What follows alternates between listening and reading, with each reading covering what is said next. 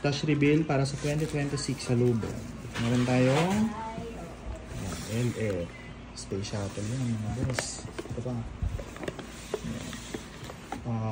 Thunder Fighter ata ito. Ay, Apollo. Solid yan mga boss. Ayan, limited lang ilabas niyan yung taon. Tapos, isang Dragon na lang po Aladdin. Screenshot, quality rin yan. Tapos LF Blue na Poseidon.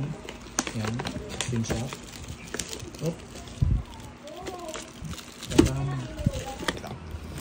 Tapos Poseidon ulit. Yan, screenshot yan. Poseidon. Tapos ito, Mamma Mia yata to. Mamma Mia yan. Mamma Mia tayo ulit. Tapos, meron tayong mga bombshell. Yan. Di size yan mga boss. Ito yung mga tube. Yan. Tapos meron tayo sa ilalim na Arctic Thunder ng Dragon.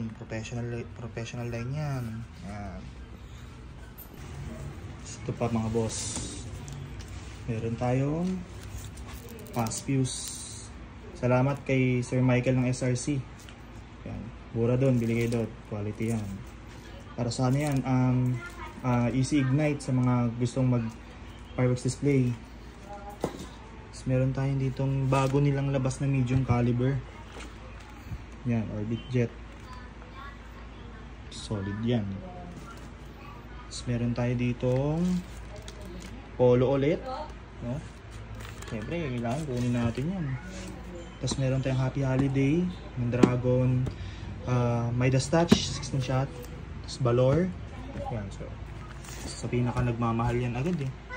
Ito, Lamp of Aladdin. Quality yan. Tapos meron tayo dito ito, triple shooter ng Dragon. Tapos yun, may mga tube tayo, mga tropa. Yan.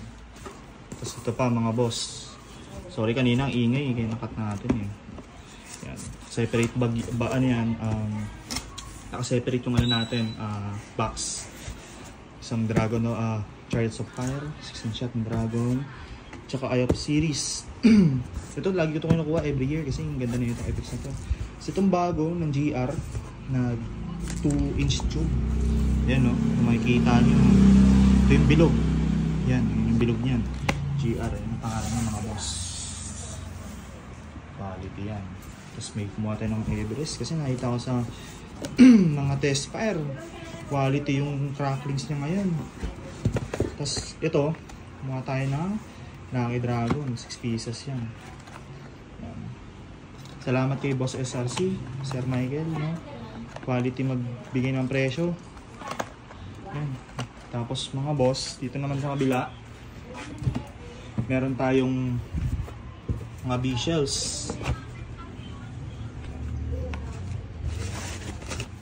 Yan, mga B-shells sa mga boss. Sorry, dami nating kalat. Yan, meron tayong Star Mines DE6, tapos Cebu Shells, yan, no? Jaguar, shoutout kay Boss Nene. Pati itong Cebu Shells din na jellyfish. Ganda ng pagkagawa, oh. Quality. Tapos meron tayong top ng Eagle Fireworks galing sa Bukawi din. Nakakawa nito. Top na detress. Tapos may DE4 4-inch. Yan, 4-inch yan. Top green, no? Quality rin sumawag yan. Ito brocade, no? Yan, quality na ito. Laki ng sabog na ito. Ipopost natin soon yung ano yan, tester nyan, no? Yan muna sa ngayon. Pero sa ilalim kasi ang dami. Dun yung mga local shells natin. Ito laptop ulit sa ilalim. Tapos may DE4 tayo na ng Star Mines, no? Ayan. Yan muna, stash reveal. Ito yung pinaka show natin mga boss, oh. Series. Yan, series yan mga boss. Set A. Star Mines yan. Na 3-inch. Tapos pinachop ko yung Wolf Song. Yan, Wolf Song yan. Tapos puro LF. Mamma Mia, tas Thunder Fighter ata itong isa. Tas ito, Alastor ng LF. line up natin. Tapos ito, very shocking.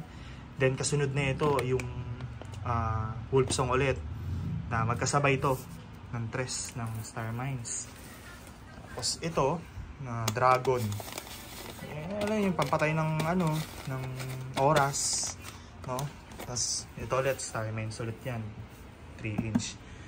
Tapos sasabayan natin ng LF na ano pa itong na to? Basta, LF yan. Tapos ito LF ulit na naka B-shape. Tapos pinachop natin ulit na Wolfsong, no? Para at least fireworks display talaga. Tapos triple shooter style ng Star Mines ang tres. Sa likod, yan yung mga, ito yung set A, intro natin yan. Ayun tayong mga tropa. Sa likod, di makikita eh. Tapos ito, may mga tres ulit, DE3.